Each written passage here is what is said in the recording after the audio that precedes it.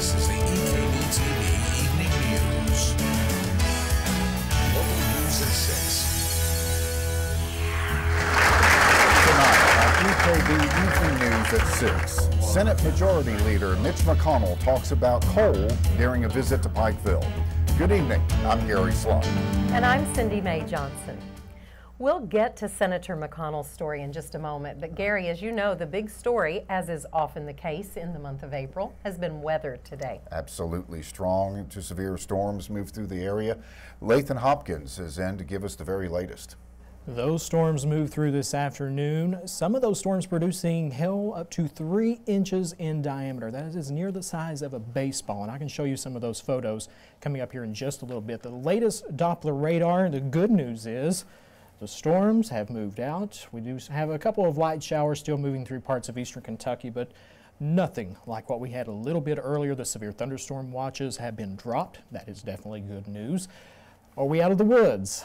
Not just yet. As a matter of fact, we're watching several clusters of showers and thunderstorms making their way across parts of the Ohio Valley. We have one moving through central Kentucky as we speak. We'll watch that as it moves off to the northeast.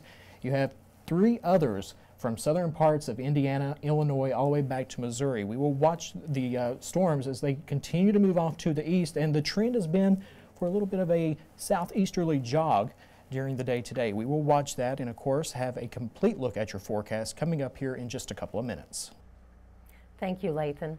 U.S. Senate Majority Leader Mitch McConnell was in Pikeville today at a Southeast Kentucky Chamber of Commerce membership luncheon.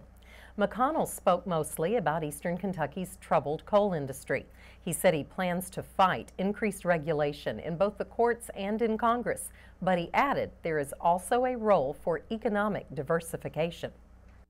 Yeah, I mean, the president established these promise zones, which I hope will direct some funding to eastern Kentucky and other areas that have been adversely affected by the policies of the administration. For years, state governments here who have the principal lead on economic development have worked on diversifying the economy. We obviously need to continue that. But my view is it's not instead of coal, it's in addition to coal. Coal still has a future. The question is, will it have a future in the United States? McConnell fulfilled a campaign promise when he came today. He made that promise last year that if he won Pike County in the general election, Pikeville would be one of his first stops. US 23 in Johnson County, just north of Paintsville, was closed for several hours this morning following a fatal crash involving a coal truck. The Commercial Vehicle Enforcement Division of the Kentucky State Police is investigating the crash, which occurred just before 4 a.m. Our agency was called out this morning before 4 a.m. On a possible fatal. What was a 2006 Chevy Trailblazer was traveling southbound northbound lane of US 23 in Johnson County. Ended up striking a 2015 Peterbilt, resulting in the fatality in the accident. The driver of the Trailblazer, Danny L. Rice of Johnson County, was pronounced dead at the scene by Coroner J.R. Frisbee. The driver of the 18-wheeler was not injured in the crash. Sad news tonight for a family that has been searching for a missing loved one. Officials believe a body found in a Montgomery County pond today is a former Pike County woman who was reported missing last month. WLEX in Lexington has reported that the Montgomery County Sheriff tentatively identified the victim as Audrey Blackburn. Blackburn, who had been staying with her father in Mount Sterling, has a history of mental illness. She was last seen March 20th. The Pike County Detention Center is hoping to crack down on drug usage in the county. They now have gained a furry friend to help sniff out drugs wherever it is needed. EKB Shelby Steele tells us the details in this report. The Pike County Detention Center now has a new employee, Copper. Copper is a new canine unit the jail will use to track down drugs inside the jail as well as the county. Pike County Jailer Freddie Lewis says this will help with the ongoing problem. It's an everyday battle. It's a war every day, not only here at the jail, but, throughout our county. It's always constantly, you're always fighting this war. and I think copper will be a great asset to us in order to keep the drugs out of the jail. Lewis adds that the detention center will share copper with several other agencies for multiple uses. Also, we're going to be using copper throughout the county. We're going to be working with the Sheriff's Department, Sheriff Rodney Scott. He's going to be using him as well. We're going to be using him in road checks. We're going to be taking him to the schools, going throughout the schools, training, education with the kids. Deputy Jailer Darlin Hampton says if copper doesn't smell narcotics, he loses interest. Copper just done a quick search of the jail van here, and as you noticed, once he went inside, he checked the van out.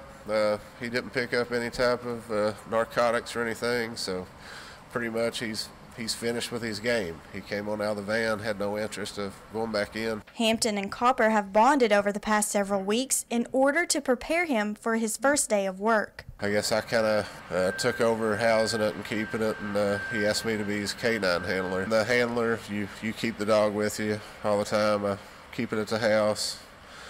It's just like having a pet, you know. He's your pet. For EKB Evening News at 6, I'm Shelby Steele. Any agencies that would like to use copper can contact the Pike County Detention Center at 606-432-6232.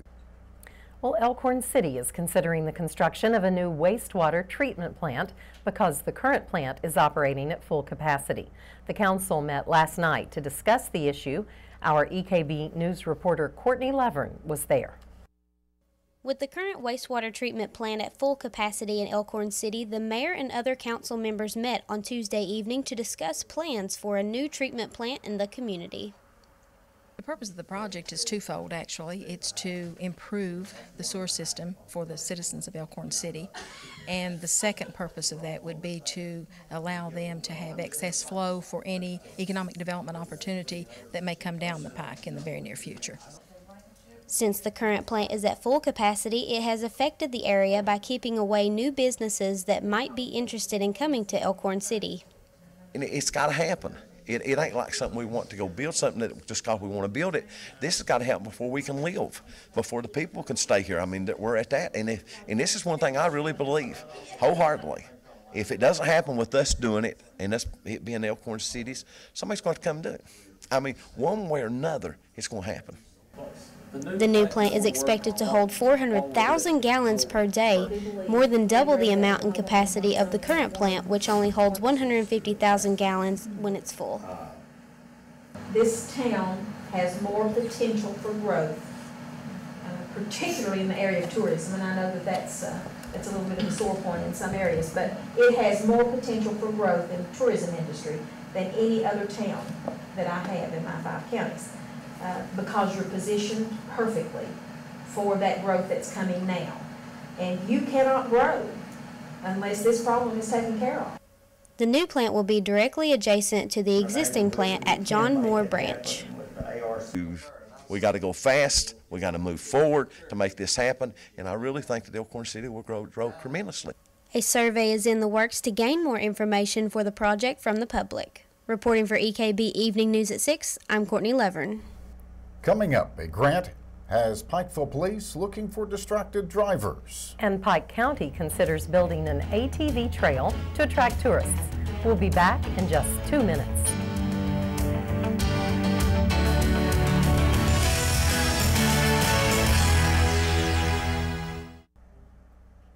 Pike County is hoping to boost tourism by creating an ATV trail to go along with our Hatfield and McCoy heritage. EKB News reporter Shelby Steele attended the Pike County Fiscal Court meeting and brings us this report.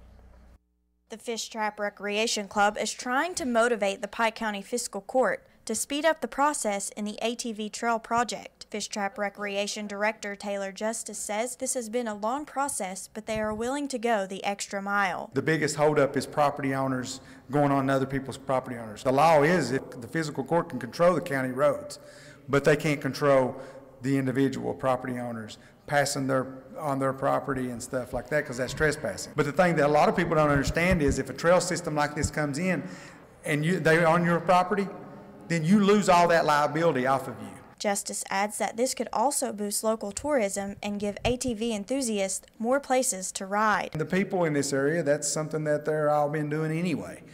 Most people own ATVs, four-wheelers, or somebody in their family, and most of us live on a road that we can ride them on right now anyway. So, you know, we're all really, we're really involved. We want to be more people be involved in coming and making this really happen. For EKB Evening News at 6, I'm Shelby Steele.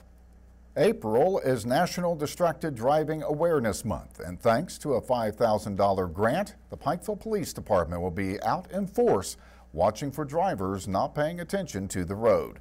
The grant from the Kentucky Transportation Cabinet's Office of Highway Safety will pay for officers to work overtime in groups of 2. They'll work intersections, they'll work straight stretches of road where they can see in vehicles clearly. They'll have someone driving, operating the vehicle. They have another that's just mainly spotting for people using their phones, whether it be they got it up in the windshield trying to text and look at the road, or they're looking down their lap trying to text or read an email or use Instagram or whatever social media they're trying to do. That all meets the elements of what they're looking for.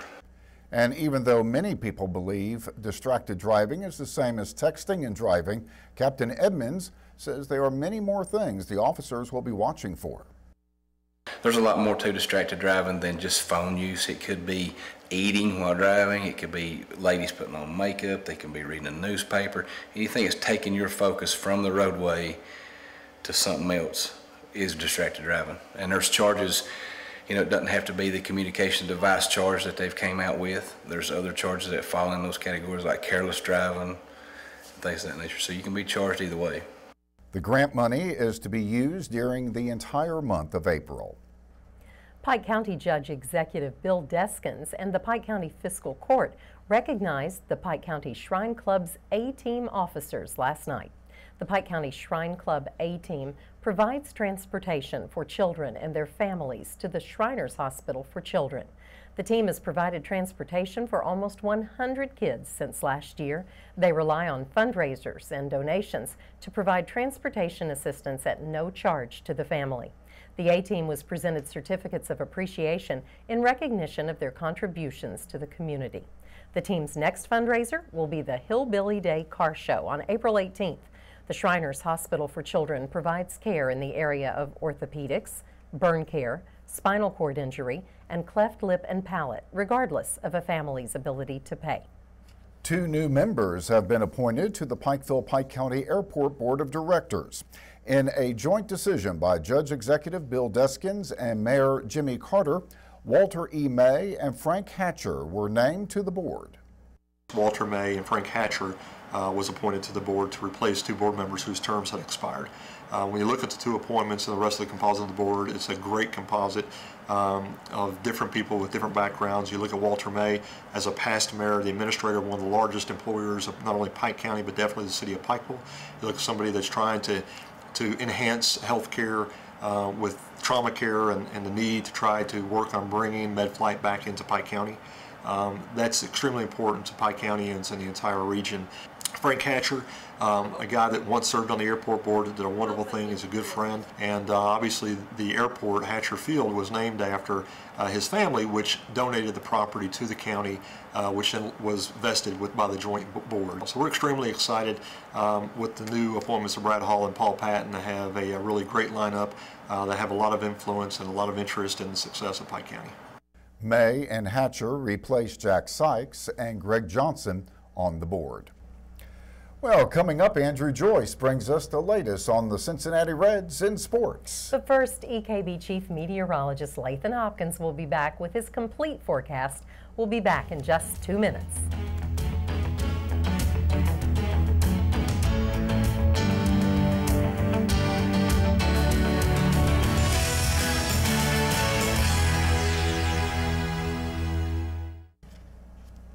Well, we opened this newscast with talk about this nasty weather today. I think Pikeville proper was spared. It was. And Lathan, can we expect more? Prestonsburg, fine. Pikeville, fine. But once you go toward Paintsville, Louisa, Inez, some of the hard-hit areas across the region today, things much calmer, at least for now. The Doppler radar showing just that, a nice looking Doppler radar compared to just about 3-4 hours ago when that line of strong to severe thunderstorms moved across eastern Kentucky. And you can see that here on the satellite and radar composite over the last couple of hours. There you see that line as it moved through extreme parts of eastern Kentucky as well as into western West Virginia. Now we watch all this moisture just to our north. You'll see tornado watch box in effect for southern parts of Indiana and Illinois. Yeah, we will watch these storms as they continue to move to the east and eventually to the southeast as well. Take a look at some of these hail reports from a little bit earlier. 3-inch in diameter in Moon in Morgan County, near 3-inch in Redbush and Johnson County, and hail size greater than 1 inch, stretching from Turkey Creek and Pike County throughout Mingo County, also in Lawrence County, Kentucky. I actually have a picture here. This was sent in from Lake and Ramey over in Moon. It was where that 3-inch in diameter hail was reported. This is the size of a baseball, and it was reported again up in Morgan County. And as it moved into Johnson County, still creating a lot of problems for those folks as those storms rolled through. Temperatures, well, it all depends on location. Of course, where the rain has moved through, it is into the 60s in some cases. 68 in Inez, in Paintsville, 68 in Logan. But notice where they stay dry today, 76 Salyersville, Prestonsburg, near 80 in Pikeville, 77 the current temperature in central parts of Knott County, and even 80 right now in Hazard. We're going to broaden the picture with a satellite and radar composite, and you can see what is happening. A lot of storms firing up just to our west, and it's right along this front. The storms are developing and moving right along that front, and that's when they eventually get that more of a southeast jog as they move right along that front. So that's why we have to watch this through the overnight hours. This front will be moving through tomorrow night into Friday, bringing yet again the threat of strong to even severe thunderstorms. We'll talk more about that with the 5-day here in just a second. Your pollen count sponsored by Faith Pharmacy, Adams Plaza in Pikeville. 8.5 for tomorrow. As we dry things out on Friday, back up it goes. 9.2 on Friday, and we stay into the high category even during the day on Saturday. Your 5-day forecast, temperatures tonight near 60 degrees. If we can keep the rain at bay like we did today, we could reach the mid-80s tomorrow. Then those showers and thunderstorms move through Thursday night into Friday morning. Some locally heavy rainfall, strong storms a possibility. I think by Friday afternoon things begin to look up. Temperatures cool down into the 70s and eventually fall into the 60s by Saturday. Very nice weekend in store, mid-60s Saturday and back into the mid-70s by Sunday. So that's a good weekend. I hope we get all this nasty weather out before... We got to get this out of here before next week. Hillbilly Day. Indeed. That's right. I'm working on it. Thanks. Well, we'll be back with sports in 2 minutes.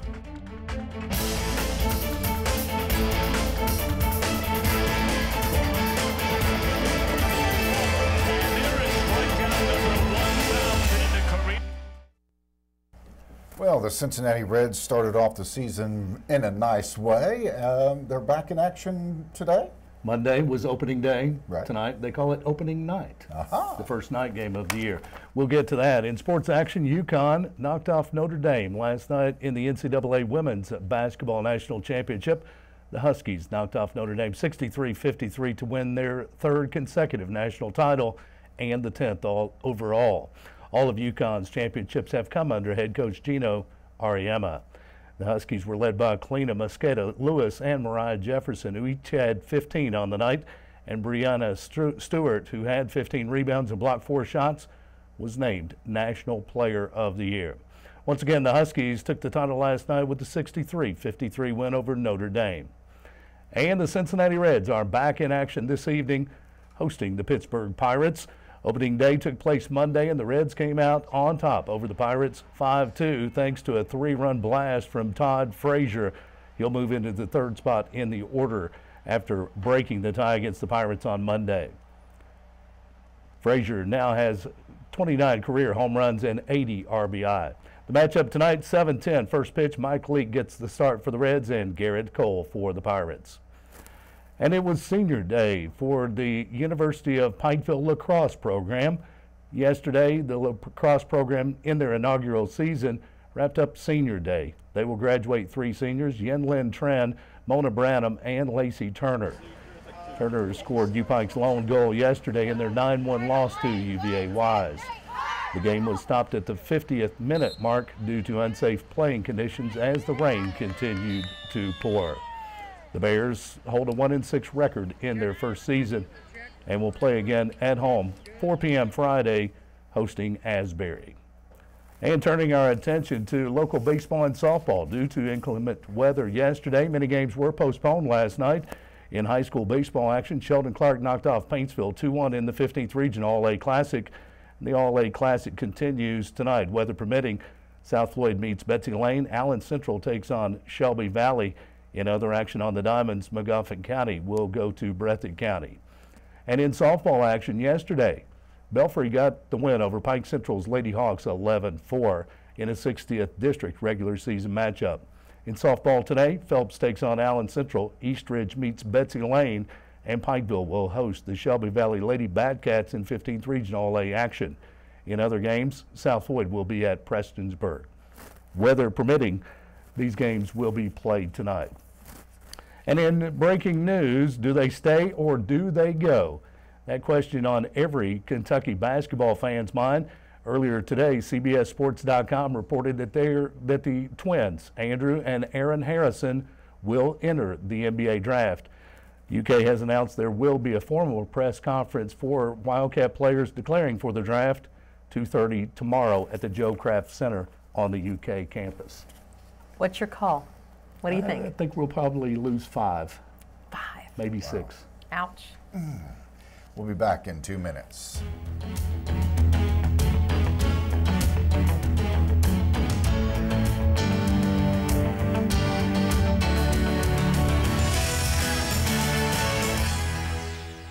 Well, another look at the weather. Temperatures tonight only dropping to near 60 degrees. A mild night with scattered showers and storms, and then a better chance of rain moving in, especially for tomorrow afternoon, tomorrow evening, all the way through Friday morning. Some of those storms may be strong to severe, locally heavy rainfall, but temperatures 85 tomorrow, back down into the 70s as we move into the day on Friday. Actually sounds pretty good. And I guess we have to wait till tomorrow to find out how many games got canceled. Of course, we'll keep an eye on those. Many underway now, and we'll have reports of those. Hopefully, they'll get those completed. Yeah. How far can they go before they have to call it? Well, they'll need to get about 4 innings in. Okay. Well, that will do it for this evening's EKB Evening News. Remember, you can get more local news anytime by listening to the radio stations of East Kentucky Broadcasting. And you can follow EKB News and EKB TV on Facebook and Twitter. We're going to leave you tonight with a look at some area wildlife. Good night. Thanks for watching.